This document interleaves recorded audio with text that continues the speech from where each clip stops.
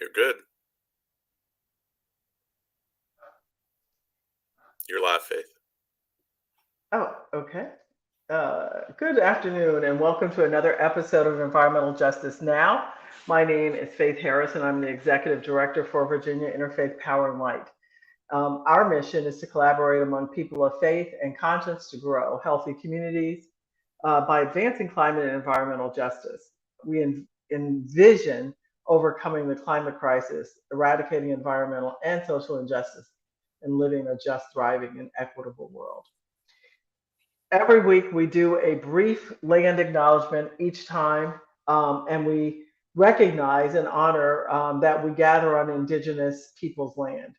And this is even more significant right now as we're getting ready to go into Indigenous Peoples History Month. But also what's happening in our world today kind of brings a new light on this very issue. We are on the lands of the Powhatan and Chickahominy peoples, also known as Richmond, Virginia. And if you are unsure whose land you are on and want to find out, you can visit native-land.ca to find out. And that's nativeland.ca to find out. Today, we have scheduled a discussion with a group of local leaders who are collaborating to address two important related issues. The absence of tree canopy and green space in Richmond neighborhoods and the heat island effect experienced in those same communities. The Inflation Reduction Act passed in 2022 provided approximately $1.5 billion to the USDA to enhance urban forestry across the United States. This last spring, four organizations, Grondworks RVA, Happily Natural Day, Southside ReLeaf, Virginia Interfaith Power and Light, and the City of Richmond submitted a grant proposal to address these issues here in Richmond. And so I want to introduce you to two of the directors of organizations that are participating in this this really exciting project. Mr. Rob Jones of Grondworks RVA. He has a background in consulting and nonprofit management, and he holds an undergraduate degree in urban studies and a master's in psychology.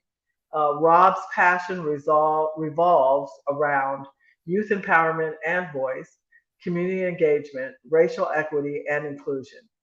He has lived in Richmond for over 20 years and is the proud parent of two RPS graduates. Rivers and green spaces have been very important in his life, and he has seen their positive impact on young people and adults alike. He is honored to lead an amazing organization that respects the creativity and impact young people bring to the table when provided with tools, support, and a window into how the world can be made better through their efforts.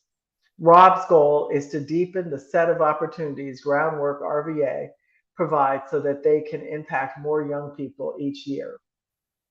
And our other guest is urban farmer, educator, and changemaker, Duran Chavis. He started his career in community advocacy as first a volunteer and then an employee of the Black History Museum and Cultural Center of Virginia. And he founded the highly acclaimed Happily Natural Day Festival as grassroots effort. The festival is a weekend-long experience that focuses on cultural awareness, health, wellness, and social change. Chavis creates synergy between corporate social responsibility, public policy, and traditional grassroots activism that builds community capacity for transformation. Chavis engages in coordinating innovative and dynamic initiatives around the topics of urban agriculture and local food systems in a culturally relevant way. In 2009, Chavis launched the Richmond Noir Market, a Saturday farmers market targeting low-income communities located in what the USDA has designated as a food desert in Richmond. In 2012, he marked the development of his first community garden, which subsequently led to the development of urban farms, urban orchards, urban vineyards, and work in poverty mitigation, workforce development, health, and racial equity. So today I am welcoming these two exciting guests. to this exciting project for the city and all of our organizations. But it's even more exciting for communities in Richmond where trees do not have prominence in the landscape and where impervious surfaces are more prominent. These communities experience greater health impacts and incidences of asthma, heart failure, and heat-related health threats, among other negative impacts. And I found some information about trees on the Arbor Day website, and I just want to kind of set that as part of our tone before we jump into the question. So let me just read a few of these facts. I'm sorry, somebody's phone. Who's that? Okay. Somebody's phone needs to be silenced. Okay, so the net cooling effect of a young healthy tree is equivalent to 10 room-sized air conditioners operating 20 hours a day. Landscaping, especially with trees, can increase property values as much as 20%. Trees properly placed around buildings can reduce air conditioning needs by 30% and can save 20 to 50% in energy used for heating. 1 acre of forest absorbs 6 tons of carbon dioxide and puts out 4 tons of oxygen. And that's enough to meet the annual needs of 18 people. There are about 60 to 200 million spaces along our city streets where trees could be planted, and that's all across the United States. And this translates to a potential of about 33 million more tons of CO2 being captured, and also 4 billion in energy cost savings. Trees can be stimulus to economic development, attracting new business and tourism. Commercial retail areas are more attractive to shoppers. Apartments rent more quickly. Tenants stay longer, and space in wooded setting is more valuable to sell or rent. And then planting of trees means improved water quality, resulting in less runoff and erosion. And this allows more recharging of groundwater supply. Wooded areas help prevent the transport of sediment and chemicals to our streams, lakes, and rivers, and then ultimately into the ocean. And then finally, in laboratory research, visual exposure to settings with trees has produced significant recovery from stress within 5 minutes, as indicated by changes in blood pressure and muscle tension. So there are lots of good reasons why trees are really important, and we just want to jump into our conversation now with that as our backdrop. So I'm going to start off with any one of you who wants to answer this first. Tell us a little bit about your organization's mission, its goals, and what prompted you to join the city and these other organizations on this project. And then as a follow-up to that, why is urban forestry an environmental justice issue in your mind? Duran, you want to start?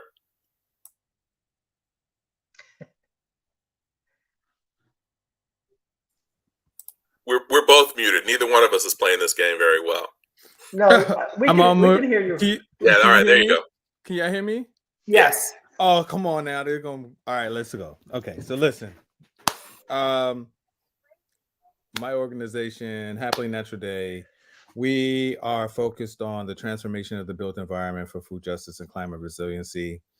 We manage a 5-acre urban orchard, Sankofa Community Orchard, where we've planted over 120 fruit trees in the past 2.5 years.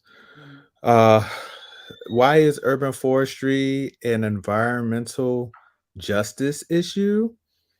I think it's quite apparent that the legacy of racial discrimination and white supremacy in the built environment indicates that certain communities have wider and higher access to green space, and that includes tree canopy. Um, when we look at the impact of that, definitely urban heat island effect is one symptomology, right, that comes out of it. It's literally hotter in Black and Brown communities as a result due to higher levels of impervious surface, but also air quality, also water quality, also flooding.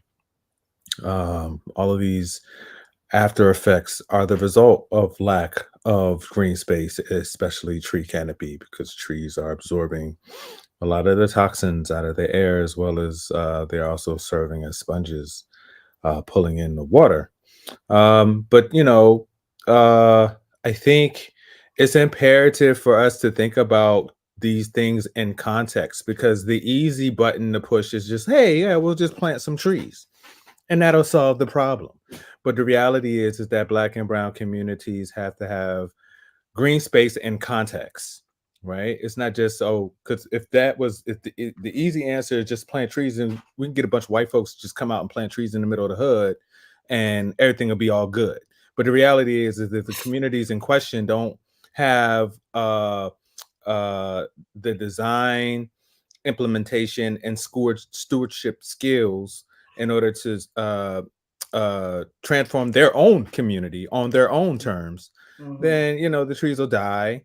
And then the white folks will say, oh, look, the Black people didn't care about trees. They didn't want them. They just, they'd rather their neighborhoods be hot. It's a real weird hamster wheel that we do. We've seen it with community gardens, where white people come into Black neighborhoods and build a community garden, and then because the white people leave it and don't invest in the community so that they have the skills and the actual decision making power, the community doesn't feel like it's theirs. Right? It's like it's these white people coming into our neighborhood. So it's all about context and it's all about power transfer. I'm really excited about being on this project, simply because it's designed where Black and Brown organizations are the lead in the implementation of this tree canopy question, right?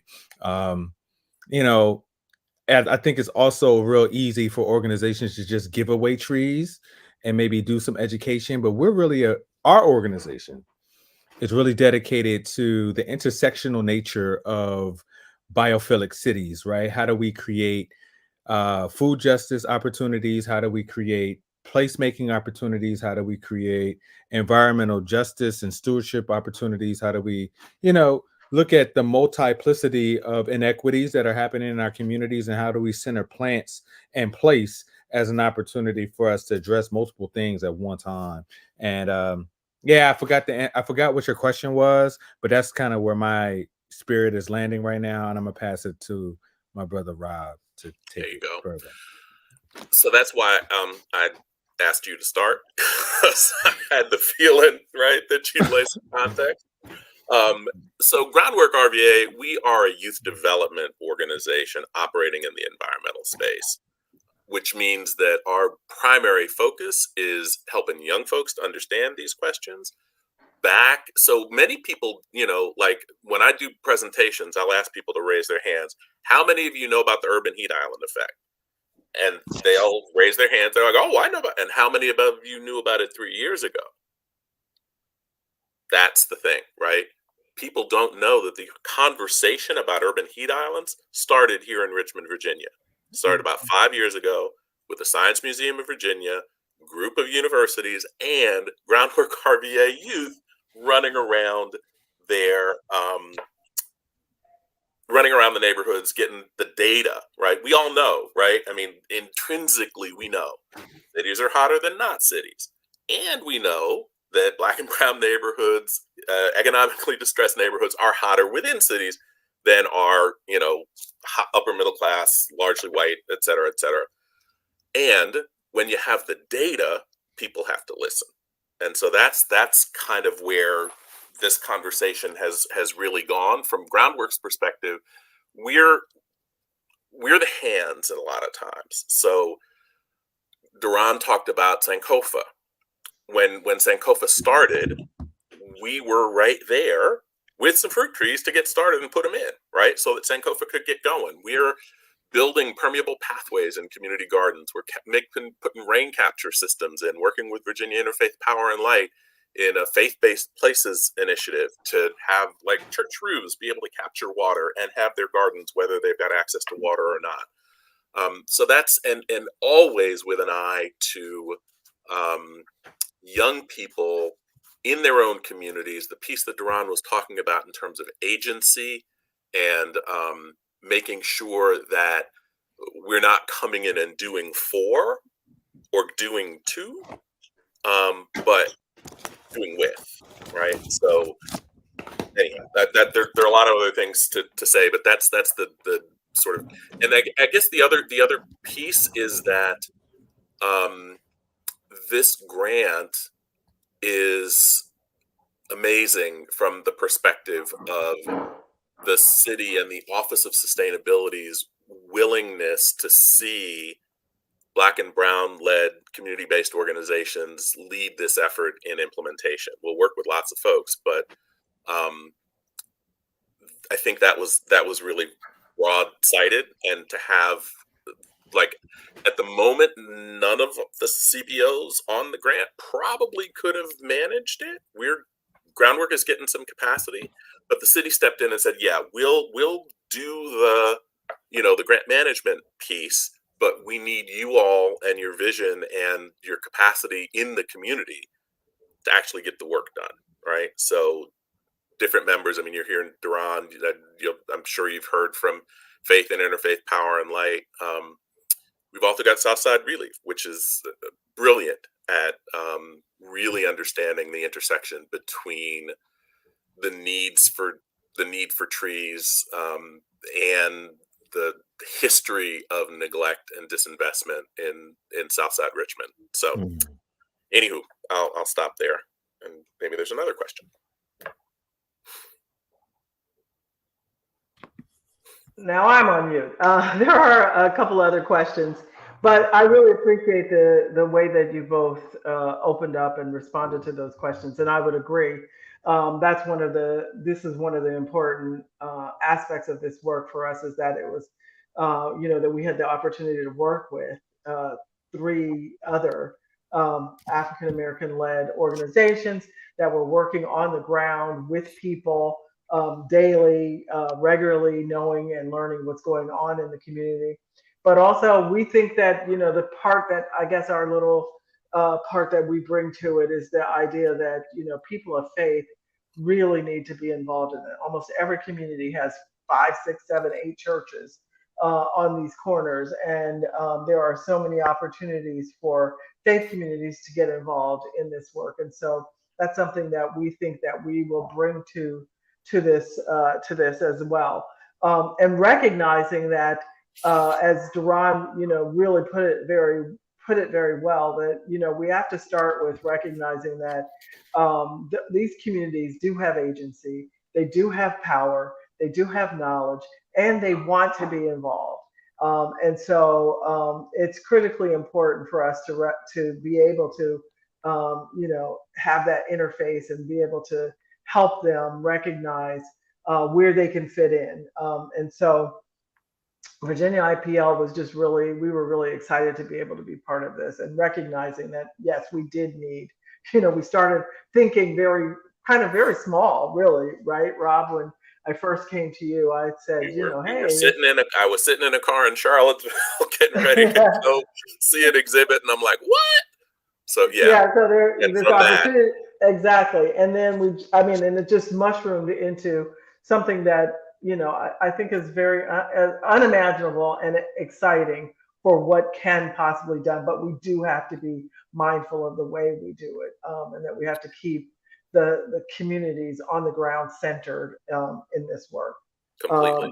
Completely. If I can just jump, one thing to know is that through the connections to the U.S. Sustainability Directors Network and the Southern Sustainability Directors Network, this model of collaborative implementation for sustainability, especially with Black and Brown led groups, is being shown, is being held up as a model of how things can be done, right? And the other piece I think too is to recognize how timely and right, because we're in a time when there's a Justice 40 initiative coming out of the federal government, which means that 40% of dollars coming through these large streams are designed to be implemented in impacted communities, in environmental, what are called EJ, environmental justice communities. Richmond, 70% of Richmond, and I don't, probably 90% of the population base in Richmond is in an EJ community. So That's right. we were able to do all of those things together, and there will be, I think there will be other opportunities. So it's an exciting time to be in this space and to be connected, and it's good to be working with partners that we know and didn't just kind of pull together to do a grant. We've all known each other for a long time. So yay, I'll stop talking. Yeah, so thank you so much for your responses to this, and I just really think that focusing and looking through this as through the lens of environmental justice is critically important to this work and to the success of this work. And so that leads us to, what is urban forestry and why is it important for Richmond? Some people, when I've talked about and used the term urban forestry, kind of get, they kind of get what does that mean? What does that mean for us? Either one of you want to share what you think urban forestry is, and why is it something that people just haven't talked about, haven't heard the term? Duran, you want to keep the same order? You go first. Yeah. That's an interesting question. I don't know. Urban forestry is forests in the city. Okay. Yeah, I guess. But I don't know. I be reading and stuff, so sometimes I get. I presume people read and people like understand words. So I'm sorry if I sound a little flabbergasted and people wouldn't understand what an urban forest is. I'm sorry. Well, but I'm going to jump in. I'm going to jump in because that's actually the thing. I'm a little stumped. That's fine. People don't understand what urban cities have forests. Because cities do have forests, but what you're doing at Sankofa is urban forestry. Right. Yeah. That's true. What I'm doing in the mini farm over at Hillside, even though there's like a few trees for the mini orchard, is urban forestry, right? Yeah. So it's the easy thing to think about in urban forestry is parks, right? Parks matter, green space matters. Where are the parks? Where are the trees? Where's the green space that folks have access to? But all the trees in the city are not on park property, though. No, I just yes, I know. There's so much land. It's not. I know. That's the first thing that people think about when they hear urban forestry is parks. And what you're saying is absolutely right. Right? It's the urban tree canopy outside of parks that is most impactful in a lot of. Well, it's a combination, right? Because if we can get more park-like and greens. Hi, Amy Wentz. How you doing? Hey, friends. Good. We just called your name and said how amazing Southside ReLeaf was. Let me finish this 10 seconds and then we'll pitch over because like you're gonna be the expert on urban. She probably can answer this question now. I know. And urban forestry is about the tree canopy and the treescape that lives in the urban environment. So whether it's the street trees that exist out on the tree alleys in the West End, or the ones that don't exist in a lot of our communities, whether it's like that tree by a bus stop where people can actually get some shade while they're waiting for right? Or it's intentionally creating, as you will, urban orchards where there's food for people to eat along their routes as they're moving. It's all part of urban forestry from my perspective. And urban forestry, and Faith said this in her opener, right, is part of what allows people in the urban environment to have a life where there's some respite and they can breathe, because life in the city ain't easy. Anyhow, I'm gonna stop and let's Amy hasn't had anything to say, so Faith, you want to Yeah, so let me welcome Amy Wentz from Southside ReLeaf. She's co-director for Southside ReLeaf, and we're so happy to have you join us this morning. And you can just jump right in. We were answering the question, what is urban forest? What is an urban forest? What is urban forestry? I was mentioning that sometimes when I'm talking about it, I kind of get a side eye and like, what do you mean by that? Tell us, what is urban forestry and why is it important for this conversation? Yeah, sure. Thank you so much. Oops, Did we lose her that fast? we lost Jesus. her. Oh no. Okay, well, she'll be back, I'm So sure. I'll say this. Yo, somebody got to take care of the forest in the city. That's why urban forestry is important. You need air quality, right? You need some trees. You need water, stormwater management. You need some trees, right? And not just the environmental benefits, right? There's agroforestry, which is the act of actually using the forest for agricultural production. Like these are things. And I'm sorry, man. I get it makes me spaz. I get so angsty because it's like, yo, you live here. We have to be like, yo, the first thing, be aware of your surroundings, right? That you live in a city that has trees. Like, who pays for that? It's the city office pays for it on public property, but what about on private property? Right? And how do we make sure that there's like access to all the benefits of the forest in neighborhoods that they cut all the trees down? Right? Mhm. I live in the city. I live in an urban neighborhood, in a Black neighborhood, and they cut all the trees down where I live at, right? And they put pavement, and then they like, oh, well, I wonder why it's so hot. And this is tough, right? Because common sense sometimes is elusive for people, Mhm. right? And Mhm. you're like, okay, if I put blacktop in a neighborhood and I remove the trees that would absorb the heat, then these people in the hood are probably paying more on their electricity, right? And they're probably going to the hospital ER for heat related illnesses and respiratory distress more than the people that got the trees. So I mean, nobody really looks at this stuff, and it's very irritating to me. It's very frustrating to me as well because it shows a lack of empathy and a lack of awareness Mhm. of the physical built environment in our cities. And it's like, yo, once I could point this out to a fifth grader, and he knows, he understands he's not supposed to touch the AC in the summertime, right? Right. And that if he messes with the AC in the summertime, his mom won't be able to afford him back to school clothes because Right. the electric bill was so high over the summer. When it came time for him to go back to school, he can't get no Jordans because mama got to make sure that they got lights, right? This is, I mean, but Yeah. it's all. I We want all to, feel for you, right? I think you're raising a really important issue here that we haven't really talked about. I mean, we don't talk about it, as much as we used to. But when we recognize that many urban communities, that this was part of the policing, cutting down trees and putting up. I remember, I've got the grayest hair on here. I remember when that was a major issue, when it was about how you could make night so many lights in a community, in urban spaces, in Black communities, where you could make it so light during the day so that it looked almost like daylight at night, and how trees were an impediment to policing.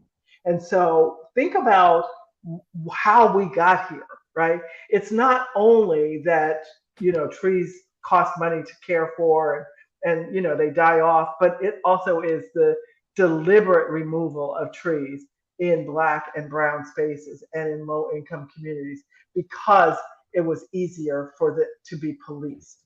And so I think that is a environmental justice issue. That's a social justice issue. That is a justice issue that we need to also bring into the conversation. And great, Amy is back with us. I'm So so Amy, sorry, y'all. I didn't have it hooked up to the I ran out of battery, and so it just powered off on me. But we were talking about urban forestry and just the care in general of and management of trees in urban areas. So yeah, I mean, I didn't really have anything additional to add from what Rob and Ron said. okay.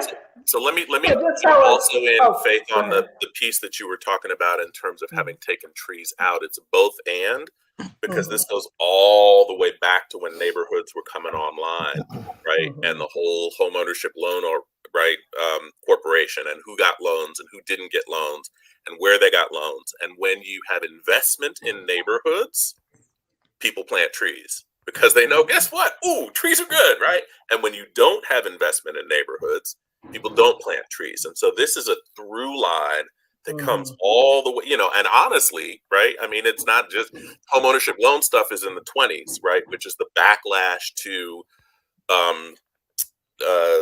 Redlining. no, it's what creates redlining, right? But all of Okay. that is the backlash to post Civil War, right? When all of a sudden Black folks are starting to get some things, and it's like, no, y'all ain't gonna get right.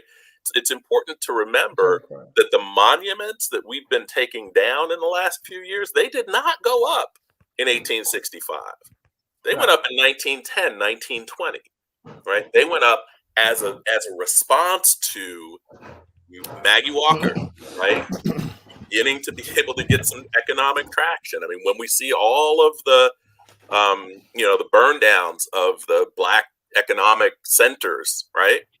All that stuff happened then. And so, there's a through line from Black folks having, been enslaved, having not had access to capital, having been kept consistently away from capital. Right. And Jim now Crow. what we're seeing right in our communities, it's just a straight line, right? Yeah. And so thinking, and I want the other piece I just want to go to, and I know Amy's going to talk about this. We're much more at Groundwork. We're much more the do the things, because we're trying to teach the young folks and this and that and the other. But at the end of the day, policy matters, right? It really matters. And as we're thinking about where these trees are going to go and what they're going to look like, and right, I mean, part of the conversation that I hope we're all trying to push, like when I used to do affordable, I come out of the community development, not affordable housing. Anyhow, when you talk about housing is key, and when you talk about housing, the most affordable housing is the housing you got. And it's the same damn thing with trees. The best trees you got are the ones you got. And instead, what we're doing is we're cutting, every time somebody wants to build something, just cut it all down. It don't matter. We'll put in some sticks and that counts.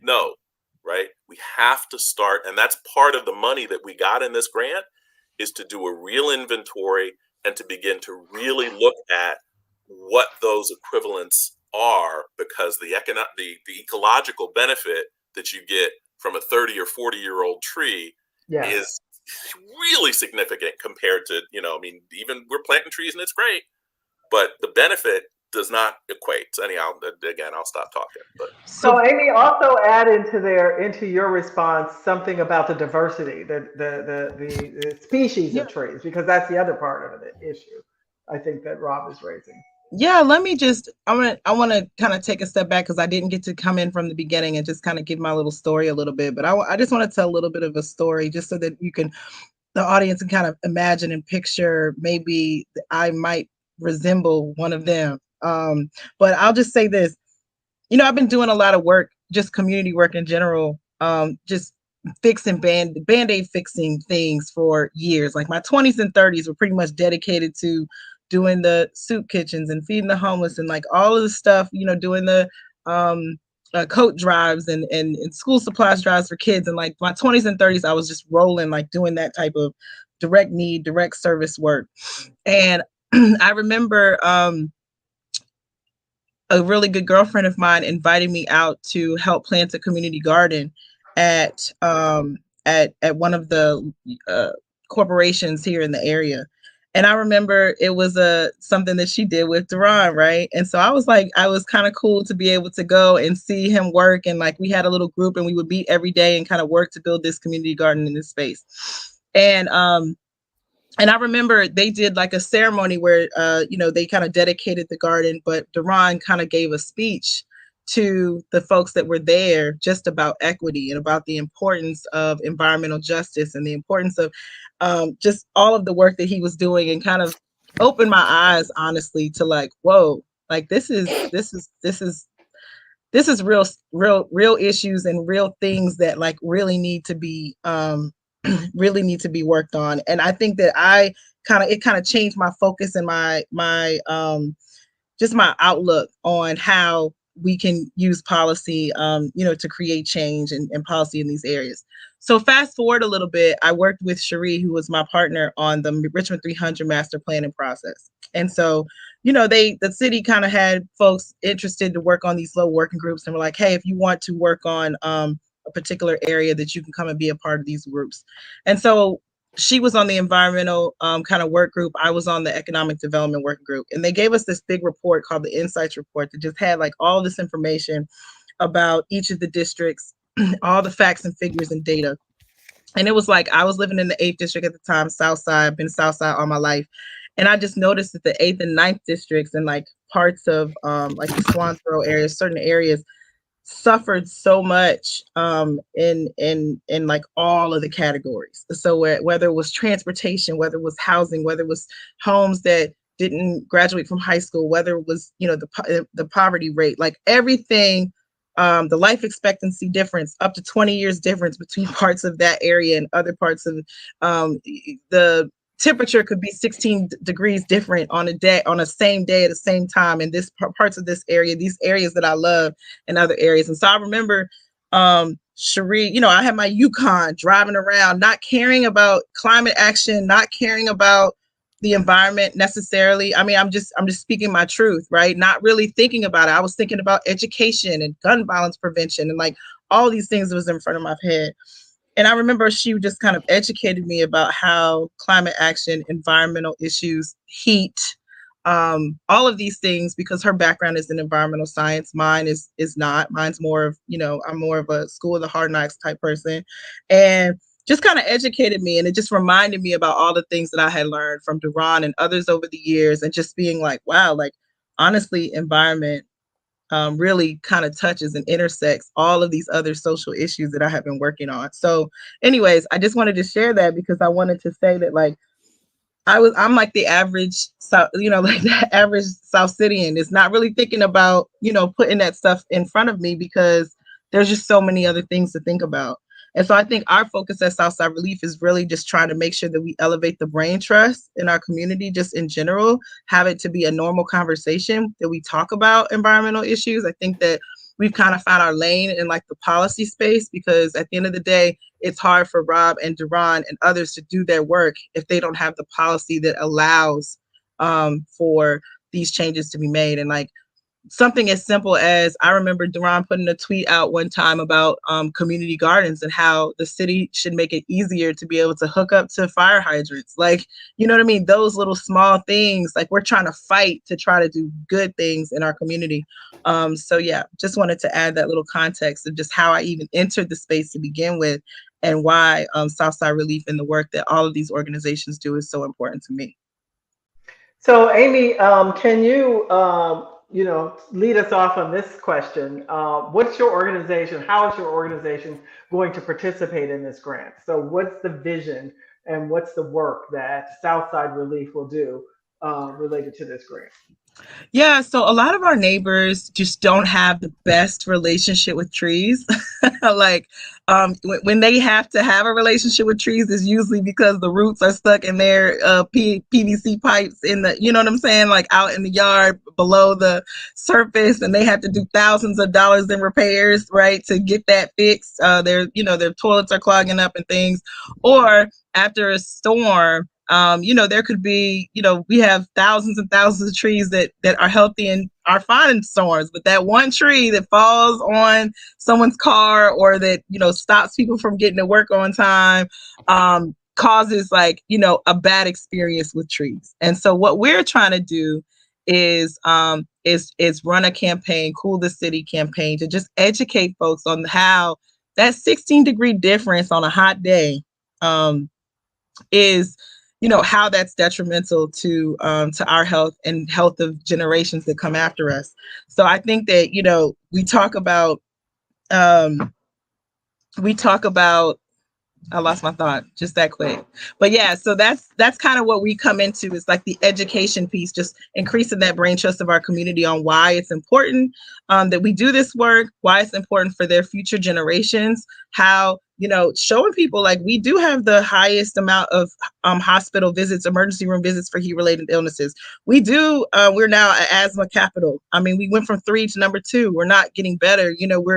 This is real data. And I think that that's what, so frustrates me sometimes, why I'm, with certain individuals, because they know the data, they see it, they're the ones that provide the data. And so it's like, if you see that this is happening, why aren't we fixing it? Which is why this is a great partnership, and why this work is so indeed needed, because we're finally going to be able to, they put their money where their mouth was, we've been talking about it for a long time, and now we're going to be able to do that. So yeah, ours is about educating. We're going to do some lunch and learns in some of our outdoor classroom spaces in our parks, get people back into the parks, like enjoying them. We're also working to bring 5 new park spaces on in Southside. So part of the master planning process was that we wanted to have a park space within 2 miles or a 10-minute brisk walk from everyone's home. And so the places that didn't happen were in Southside. And so we have 5 new locations where we're going to try to bring some parks online. And so just a lot of educating the community around why this work is important, and trying to create advocates and community members themselves. Thank you for that. And I think it's really important. You said that many of our community members don't have good relationships with trees, and recognizing that sometimes there's a historic reason for that. During the Jim Crow era, right after civil rights era, the Civil War, trees were not necessarily places of comfort oftentimes for Black folk, right? When we think about lynchings, and the history there. And so there is work that we have to do, spiritual, emotional, psychological work that we have to do to help our folk recognize the value of trees, and to reclaim that, right? And for them to even recognize that that's kind of part of the angst around trees, and that trees can actually be in all the ways that I described it earlier, a great benefit to us healthy for our health, emotionally, psychologically, as well as being able to breathe fresh air and have more access to clean water. Rob or Duran, you have anything to add to how your particular organization will interface with this grant, and what's the work you plan to do? Rob, I would defer to you again. Okay. So couple things I wanted to say. Amy talked about 16-degree heat differential. That's life and death, right? I mean, this is not a game. This is not a joke. People are dying as a result of this, and more people will die because it's getting hotter. Number one. What we're gonna do is 3 things. First and foremost, we're going to continue in the lane that we are in, which is caring for and making sure the trees that get planted actually live. It's no joke. We are planting native trees. If you take care of them and for 2 years, 98% of them are good on their own. But in those first 2 years, they need some love, because they're little and they're babies, and they haven't quite figured it out by themselves yet. So that's a lane. In addition, we're going to be planting a lot of trees. So the grant calls for a couple thousand trees over the course, and Southside ReLeaf will do a lot in terms of doing things with volunteers. We'll do a lot in terms of our young folks getting out and planting and watering trees.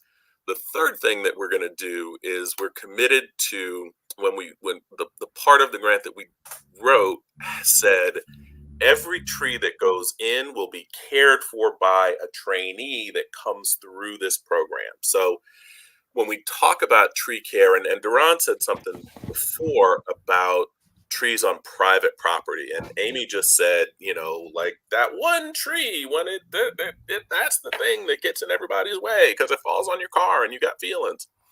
The policy matters piece is, how do we as a city think about our urban canopy, that public-private line? The trees don't really pay any attention to the public-private line, right? If a branch is going to drop, it's going to drop, right? So beginning to develop the capacity and working in partnership with existing tree companies and things like that. So the easy part is early on taking care of all the trees that get planted. The far end of that spectrum is creating more black and brown arborists. Now, a lot of the young folks that I work with, they got through high school and they're like, I ain't got 2 years. No, I'm not going to be an arborist. But we're going to work to create, and there are good models out there, American Forests. There's some friends of ours in Baltimore that look at how you create living wage jobs along the way from watering the things to being an arborist. And that's a big chunk of what we're going to be doing over the 5-year period of this grant, is working with a lot of partners and finding ways to put more black and brown people to work in the urban forestry industry and taking care of Richmond's urban canopy. So it's a lot, but yeah, Rob, like those pathways and the pipelines, like we talk about the school to prison pipeline and those pipelines that are negative, right? But there's no reason why we can't have a, school to environmental job pipeline. And that's what we, that's what we do. And so this will allow us to really expand that and have a focus on the urban tree canopy. So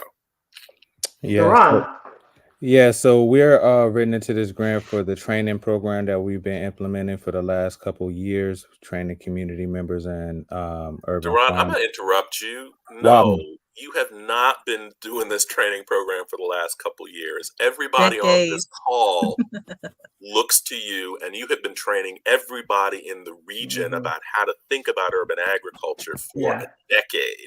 So it ain't a couple, right? I mean, I own that. Everybody. Decades with an S. Yeah. Well, right. In the context of the, I just want to make sure that everybody that's watching and listening knows that. In the context of the grant, what I'm supposed to be doing is training folks. All the other stuff is, that's the context. But we've been doing this work for 20 plus years. And so the training part, our food system work, maybe I should start there. So this is really for us. Like I appreciate everybody that's about that tree life. Like, let's go. My work is really about building Black owned and controlled food systems. And we are excited about training community members to be able to develop urban orchards and food forests across the region, right? That will allow individuals to be able to have a vocation as a farmer, right? That has these long-term pieces of infrastructure, i.e. fruit trees, on their property or on a property that they manage, that the food that is grown on those trees not only serves those environmental benefits that we've been talking about all day, but also serve the purpose of increased access to healthy food, and also product that could be turned into value-added product. So, we're about that. So we've been able to really push the policy to a degree here in Richmond, Virginia, that individuals are able to take a piece of property that, could be city or could be private. We have access to land as well, where they can basically, make money from trees that are planted on their urban farm or peri-urban farm experience. So I'm hype about that. I think for me, again, the policy conversation is important. The data conversation is important. But I think we've done enough as a city to be able to really jump off the data as far as where the trees are and aren't already exists, The data as to where the food inequity is already exists. The data as to where the Black and brown people are already exists. Like, I don't think I know there's a space for people to do more assessment. But I've been living in the city of Richmond, and I've watched assessments happen every year for the last 20 years that I've been an activist, and nobody ever does anything with the last assessment that we did. So I'm like, yo, let's just jump off from what we already got, right? And use that in order to identify what spaces will be optimal. In my training program, I'm really interested in faith-based organizations. So shout out to Faith, working with local churches to be able to identify, land that churches have that we can develop these types of spaces on is really a high key on my list of priorities. And then also, working with white folks who own 90% of the land in our country, in order for them to place a value and intentional deliberateness in reparative justice as they transfer land to Black and brown organizations that aspire to do regenerative agriculture, which will include the increased tree canopy. So yeah, that's where my head is at. And thanks for asking. And Duran, you led me to that last question because I think really what I heard in you, and even from the beginning, from your first answer, is that we have to have people on the ground, Richmonders, people who live in these neighborhoods and communities, to be involved. Right. And that the assessment part, we could get all tied up and balled up in knots over the assessment and, the technology that's there and how lovely it is to be able to, do these graphs and maps and, these, and write our strategies. But what we have to do is create that engagement and that connection again. And so I really want, and I feel like the faith community is the perfect place for that, because, and also the workforce development aspect of it. That's what also made this grant so exciting. It's not just money for trees to plant trees.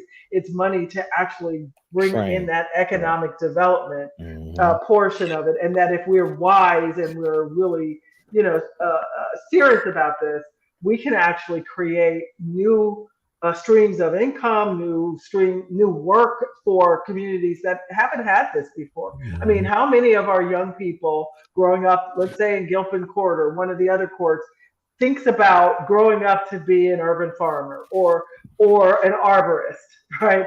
And the other part of that's exciting about this grant is not only about trees, it's about native grasses, it's about really all of the aspects of an ecosystem that really actually help us to create more healthy communities. And Faith, I want to just jump in to piggyback on what you're saying and also what Durant, right? Richmond has become a center for urban agriculture, and urban agriculture is included within this understanding of urban forestry. And Durant has worked tirelessly and created this ecosystem in Richmond so that the USDA is about to bring an Office of Urban Agriculture into one of its few urban agriculture offices into Richmond.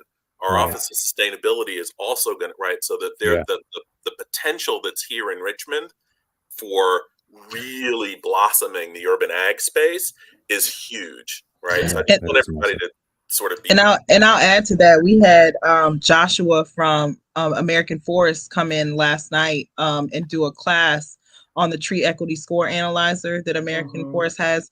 And they have certain localities that they focused on. And one of them is the Richmond area. And that's, a testament to the work that the Duran and others have done.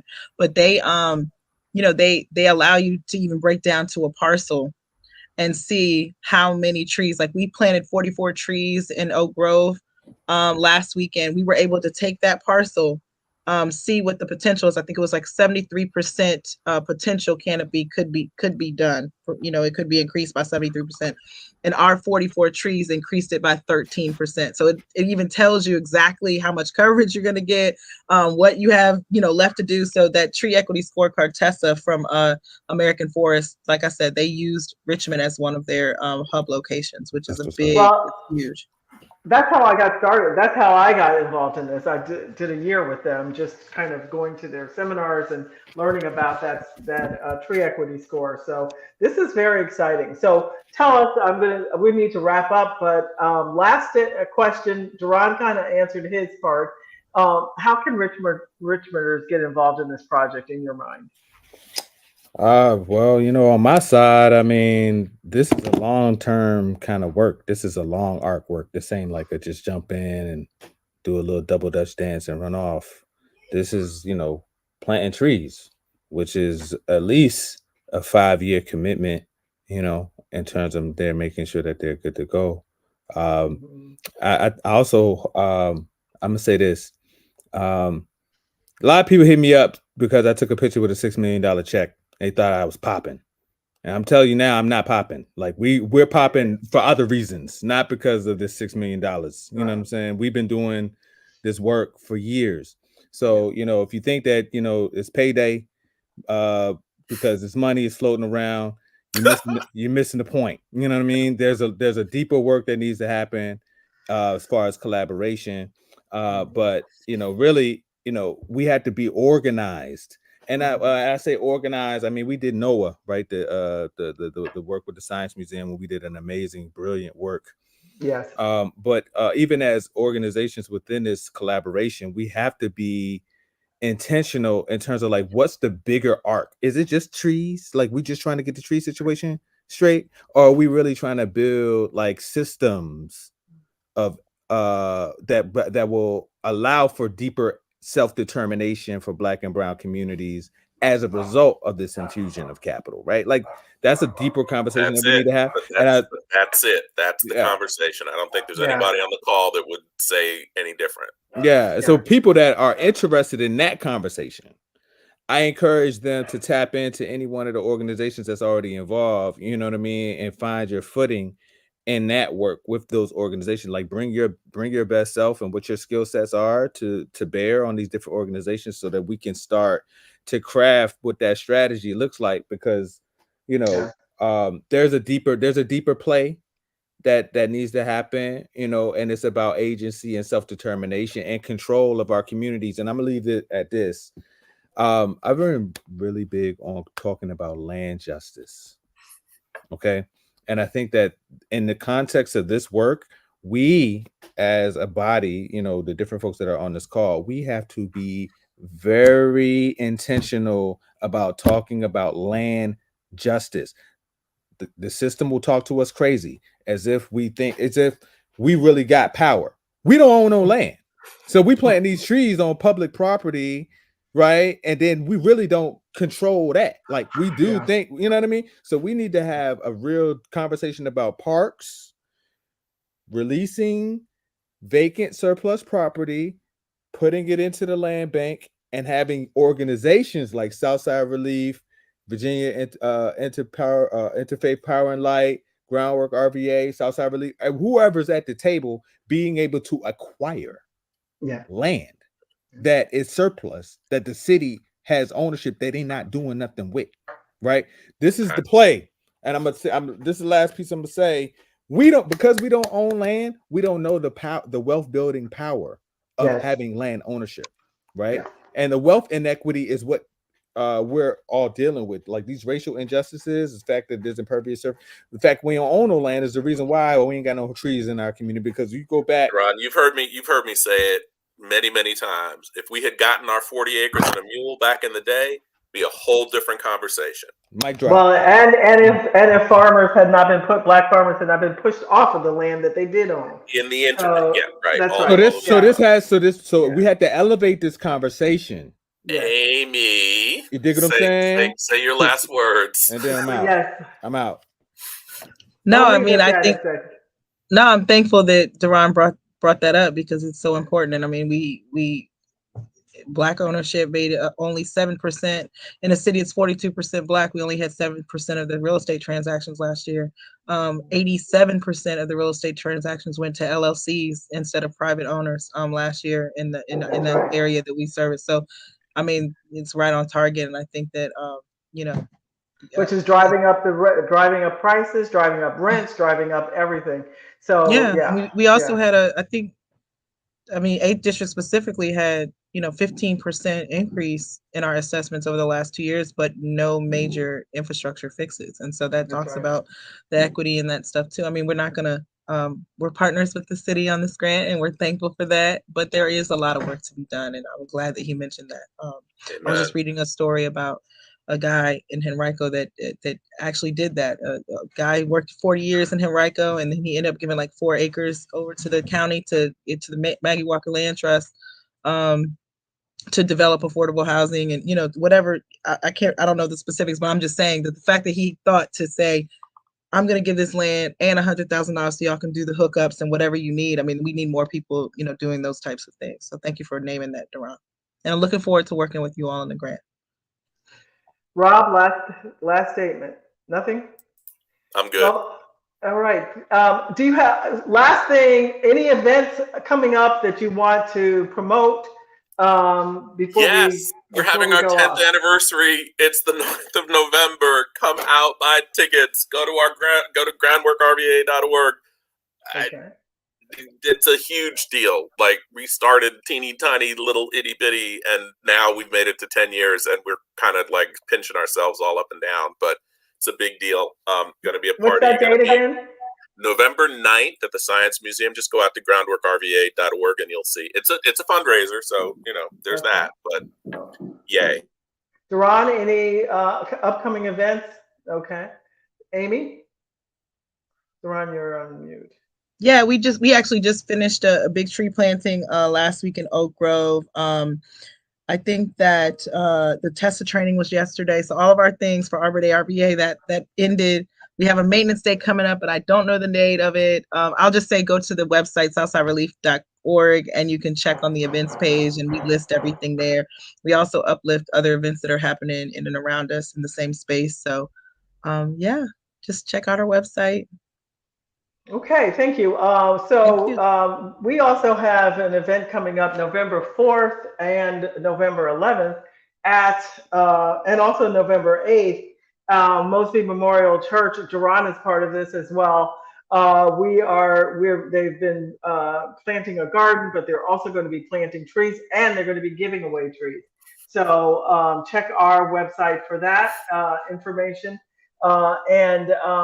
And our socials for that. So thank you all for this conversation. We need to do more of them, and we need to get us in this conversation outside of even this kind of a thing. It's really important that we have this, that we put our strategy in place. Thank you, Faith, for pulling it together, because this is not a lane that we got at Groundwork. So yay. Yay. Well, let's do it again. Thank you all.